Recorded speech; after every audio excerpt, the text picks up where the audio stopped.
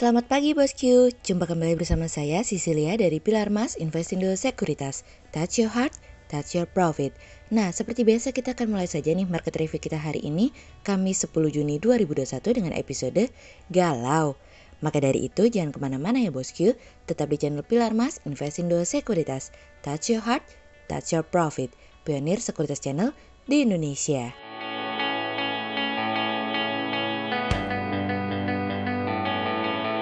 Seperti biasa kita akan mulai dari Global Economics Calendar. Ada berita dari US MBA Mortgage Applications yang naik dari sebelumnya minus 4% menjadi minus 3,1%. Kemudian ada dari US Wholesale Inventories month on month yang tidak berubah di 0,8%. Kemudian ada dari China PPI year on year yang naik dari sebelumnya 6,8% menjadi 9%. Kemudian kita beralih ke corporate news. Ada berita dari PT PP Tbk atau PT PP yang mencatat laba yang diatribusikan ke pemilik entitas induk sebesar 38,26 miliar rupiah hingga periode 31 Maret 2021 naik dari laba 21,69 miliar rupiah di periode yang sama di tahun sebelumnya dari IQ Plus. Kemudian ada dari PT Smart Tbk atau SMAR yang mencatat penjualan bersih sebesar 11,09 triliun rupiah hingga periode 31 Maret 2021 naik dari penjualan bersih 9,62 triliun rupiah di periode yang sama di tahun sebelumnya dari IQ Plus. Kemudian ada dari PT Pakuwon Jati Tbk atau Pawon yang optimis tahun ini penjualan akan tumbuh hingga 30% dari kontan. Kemudian pada perdagangan hari Rabu tanggal 9 Juni 2021, IHSG ditutup menguat 48 poin atau 0,80% menjadi 6.047. Sektor teknologi, industri dasar, industrial, keuangan, transportasi, energi bergerak positif dan mendominasi penguatan IHSG kali ini. Investor asing membukukan pembelian bersih sebesar 229 miliar rupiah. Kemudian kita akan masuk ke market review kita hari ini. Cerita hari ini akan kita awali dari G7 bersatu. Akhirnya nih bosku, negara-negara yang bergabung dalam kelompok G7 berjanji untuk memberikan setidaknya 1 miliar dosis vaksin tambahan untuk tahun depan untuk membantu vaksinasi terhadap 80% populasi orang dewasa di seluruh dunia. Menjelang KTT G7 di Inggris, para pejabat tersebut dikabarkan sedang menyusun beberapa dokumen yang diperlukan, termasuk rencana untuk mengakhiri era pandemi pada bulan Desember 2022 tahun depan. Yang menjadi beberapa poin di sana adalah bahwa G7 berjanji untuk menjaga rantai pasokan global, termasuk di sektor tenaga surya dan garmen termasuk terkait dengan kerja paksa yang sering terjadi untuk kaum minoritas. Meskipun sebetulnya tampaknya G7 menyindir perlakuan Cina terhadap masyarakat minoritas di Uighur, Xinjiang.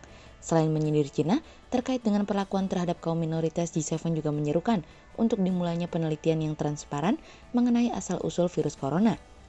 Nah, tidak hanya berbicara mengenai menjaga rantai pasokan global, tapi G7 akan memastikan sistem keuangan dapat terjaga dengan baik secara jangka panjang, baik sebelum pandemi maupun sesudah pandemi berakhir. Nah, untuk memastikan bahwa semua negara dapat berjalan dengan baik, G7 mendukung terkait dengan pembuatan sertifikat mengenai status vaksin di seluruh negara. Oleh sebab itu, apabila sertifikat vaksin dapat dibuat, tentu hal ini akan membuat perjalanan lintas negara akan mengalami kenaikan yang dimana itu artinya sektor penerbangan bisa dapat kembali mendapatkan angin segar. Untuk perubahan iklim, G7 sendiri sepakat untuk mempercepat proses peralihan dari kendaraan yang dengan emisi menjadi tanpa emisi. Bukan hanya ucapan belaka, tapi para pemimpin G7 juga berkomitmen untuk memenuhi target pendanaan terkait dengan perubahan iklim sebesar 100 miliar dolar. Meskipun mereka sendiri tidak memberikan rincian yang lebih detail terkait dengan rencana tersebut. Kami sendiri juga tidak melihat hal tersebut sebagai urgensi, karena di tengah situasi dan kondisi saat ini, anggaran fiskal yang penuh dengan tekanan akibat COVID-19 justru menjadi sebuah fokus bagi masing-masing negara. Terkait dengan perubahan iklim, G7 juga berjanji loh untuk membantu negara-negara berkembang untuk melakukan transisi dari karbon menjadi go green untuk membantu pengurangan emisi. Sejauh ini kami melihat isu terkait dengan corona mulai sedikit berkurang karena sudah ada vaksinasi dan distribusi yang lebih banyak untuk dapat diberikan kepada masyarakat. Tapi yang harus kita sadari juga adalah melakukan vaksinasi terhadap populasi dunia itu tidaklah mudah. Dibutuhkan waktu yang sangat lama untuk dapat menggenapi rencana tersebut. Waktu terus berjalan, semoga kali ini G7 juga berkomitmen untuk memastikan bahwa negara-negara kecil dan berkembang mendapatkan vaksin. Kemudian cerita selanjutnya datang dari target baru. Presiden Joko Widodo menargetkan Menteri Investasi agar mendapatkan aliran investasi masuk sebesar Rp1.100 triliun hingga Rp1.200 triliun pada tahun 2022. Namun jika mengacu pada RPJMN, target investasi pada 2022 sebesar Rp968,4 triliun.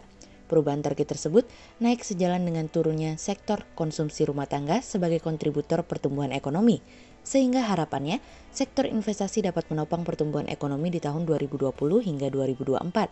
Bahlil menuturkan bahwa yang pertama adalah meningkatkan peringkat kemudahan berbisnis Indonesia dari 73 ke 50. Lalu kedua, pengembangan sistem perizinan berusaha berbasis risiko.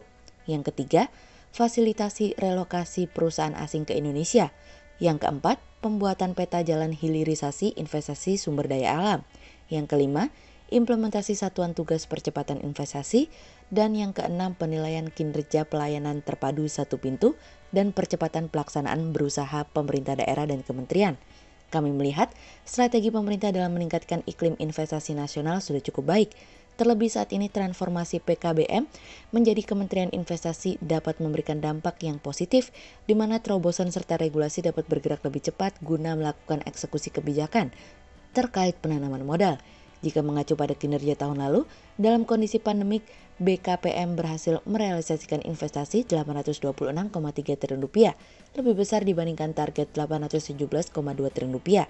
Hal tersebut tentu menjadi katalis positif, di mana perlambatan ekonomi yang dipicu dari pandemi tidak menahan aliran modal masuk. Sehingga berdasarkan technical analisa, kami melihat saat ini IHSG memiliki peluang bergerak menguat dan ditradingkan pada level 5.991 hingga 6.088. Namun tetap hati-hati, karena saat ini volatilitas pasar sedang tinggi. Hit and run masih menjadi pilihan terbaik untuk bertransaksi hari ini. Berikut stok quotes pilar emas hari ini ya bosku. Yang pertama ada dari SSIA, kemudian yang kedua ada dari BRPT, dan yang ketiga ada dari Inco. Berikut dua saham yang kami analisa hari ini ya bosku. Yang pertama ada dari Harum atau PT Harum Energi Tbk yang targetkan tambang nikel beroperasi semester 2 2022. Saat ini, Harum telah memiliki tambang nikel melalui anak usaha yaitu PT Tanito Harum Nikel atau THN di PT Position. Adapun PT Position memiliki izin usaha pertambangan atau IUP untuk komoditas nikel di WDB dengan total konsesi 4.000 hektar. Selain itu, Harum juga tengah menantikan penyelesaian smelter nikel melalui anak usahanya THN di PT Invey Metal Industry. Dengan adanya smelter tersebut, diharapkan dapat berkontribusi penuh pada tahun 2023. Sehingga berdasarkan technical analisa dalam tren pada jangka waktu short term, berpotensi untuk bearish dengan target 4.700 dan tingkat probabilitas sebesar 56%, sementara dalam jangka waktu long term, berpotensi untuk bullish dengan target 6.000 dan tingkat probabilitas sebesar 66%. Kemudian yang kedua ada dari MTDL atau PT Metro Data Electronics Tbk yang berhasil membukukan pendapatan sebesar Rp3,9 triliun atau meningkat 13,9% year on year. Kenaikan pendapatan tersebut berasal dari kedua lini bisnis, yaitu distribusi yang pada kuartal pertama 2021 meraih pertumbuhan pendapatan 14,3% year on year, serta lini bisnis solusi dan konsultasi yang naik 11,7% year on year. Dari unit bisnis distribusi, peningkatan penjualan berasal dari smartphone sebesar 93% dibandingkan dengan kuartal pertama 2020. Sehingga berdasarkan technical analisa dalam tren pada jangka waktu short term, berpotensi untuk bullish dengan target 1.900 dan tingkat probabilitas sebesar 70%. Sementara dalam jangka waktu long term, berpotensi untuk bullish dengan target 2.200 dan tingkat probabilitas sebesar 80%. Berikut kami akan menampilkan 40 saham pilihan dari pilar emas.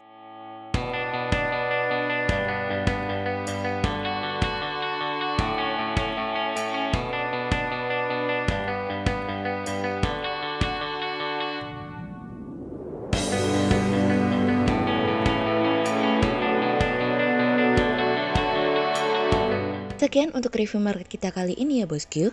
Untuk info lebih lengkapnya bosku bisa download PDF dengan klik link di bawah video ini, atau bisa juga langsung akses ke website kami di www.pilarmas-investindo.co.id. Dan jangan lupa untuk jaga kesehatan ya bosku.